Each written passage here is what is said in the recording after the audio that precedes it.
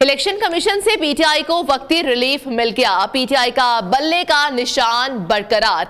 20 रोज में inter party election कराने का हुक्म।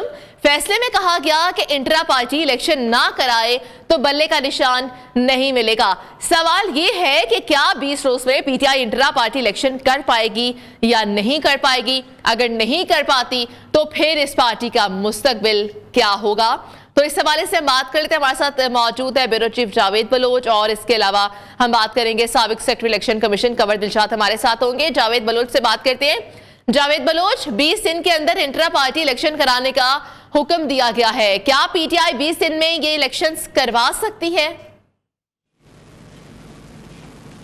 देखिए मरियम, बड़ी दिलचस्प सूरत हाल है कि पहले तो तहरीक इंसाफ की जो लीडरशिप है वो या तो अंदर है और या रुपोश है और या तहरीक इंसाफ को छोड़ चुकी है।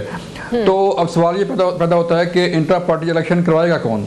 अगर 20 दिन के अंदर इंट्रा पार्टी इलेक्शन नहीं होते और उसकी रिपोर्ट जो है वो इलेक्शन कमीशन को नहीं जाती तो फिर ना बल्ला रहेगा ना और ना तहरीक इंसाफ जो है वो इलेक्शन में हिस्सा ले पाएगी, क्योंकि तहरीक इंसाफ को इलेक्शन में हिस्सा लेने के लिए जो है वो 20 दिन के अंदर अपना इंट्रा पार्टी इलेक्शन भी करवाने हैं।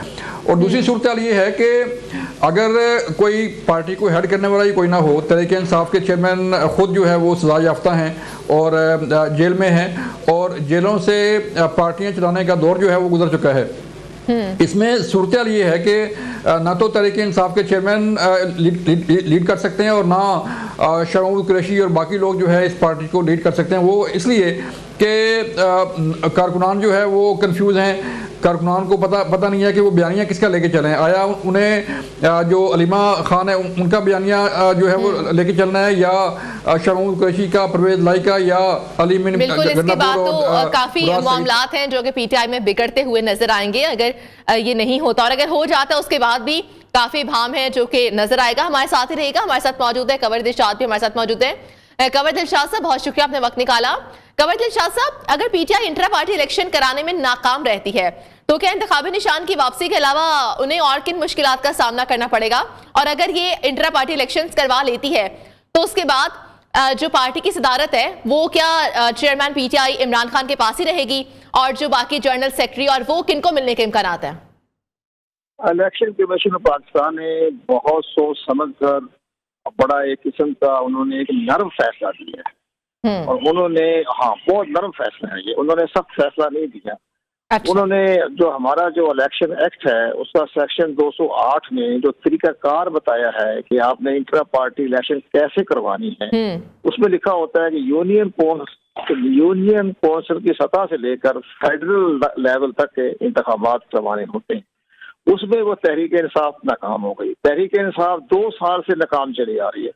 8 जून 2021 को इलेक्शन कमीशन पाकिस्तान जब इमरान खान प्राइम मिनिस्टर पाकिस्तान थे उस वक्त भी उन्होंने कुछ वार्निंग दी थी, नोटिस जारी किया था कि आप इंट्रा पार्टी इलेक्शन करवाएं, तो उन्होंने इंट्रा पार्टी इलेक्शन नहीं करवाए। उन्होंने कहा कि कोरोना की वजह से हम अपने कोर कमेटी के लेवल तक जितने जमाई इंतखाबात होते हैं या उनका जो सिस्टम है इंतखाबी अमल का, तहरीक इंसाफ का, बाकी सियासी जमातों से मुख्तलिफ है।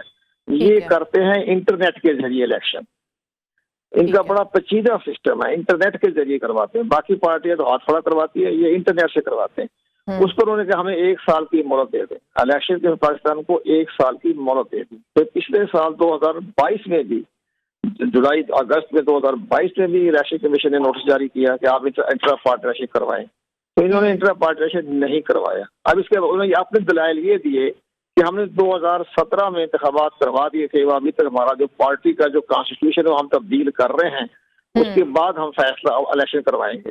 तो कंवर दिलशाद साहब, आपने यहाँ पर बोला कि बड़ा नरम फैसला आया है, ये नरम फैसला आप इसको किस एंगल में देखते हैं? नरम फैसला इस लिहाज से उन्होंने कोई सख्ती नहीं की, उन्होंने कोई सख्त ऑर्डर नहीं दिया। उन्होंने कहा कि आप इलेक्शन करवा लें 20 दिन के अंदर अंदर, तो 20 दिन के अंदर आप इंतखाबात करवा लें। और फिर साथ ये भी कहा कि आपका पार्टी तो 20 दिन के अंदर इंतखाबात कराना क्या आसान काम है? नहीं, वो तो 1 हफ्ते में हो जाएंगे। इंट्रा पार्टी इलेक्शन कोई ज्यादा मुश्किल काम नहीं। जैसे बाकी सियासी जमातों ने इंट्रा पार्टी इलेक्शन करवाए, ड्राइवर में बैठ के ये भी करवा लें।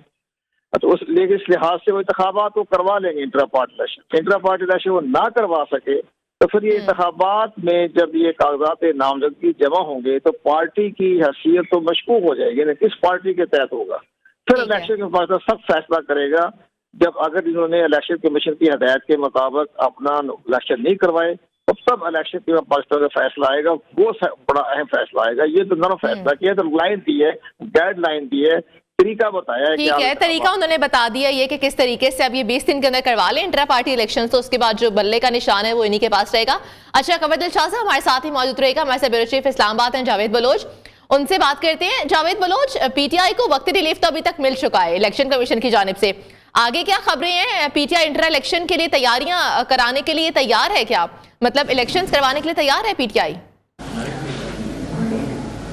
देखें ये एक और रियायत है जो तहरीक इंसाफ को दी गई है, और तहरीक इंसाफ को कहा गया है कि एक और मोहलत आपको दी जा रही है और 20 दिन के अंदर जो है वो इलेक्शन करवा लिए जाएं, क्योंकि जो पार्टी 2017 से लेके अब तक जो है वो इलेक्शन नहीं करवा पाई, और इलेक्शन कमीशन की तरफ से बार बार जो है वो कहा गया कि इलेक्शन इंटर पार्टी इलेक्शन करवाएं, लेकिन वो इलेक्शन करवाने में नाकाम रहे हैं।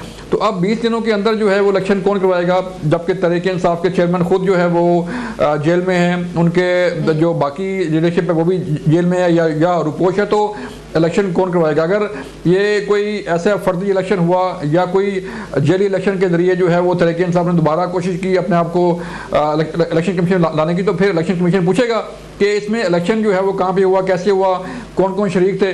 तो ये बड़ा अहम सवाल है। अब 20 दिन बाकी रह गए हैं।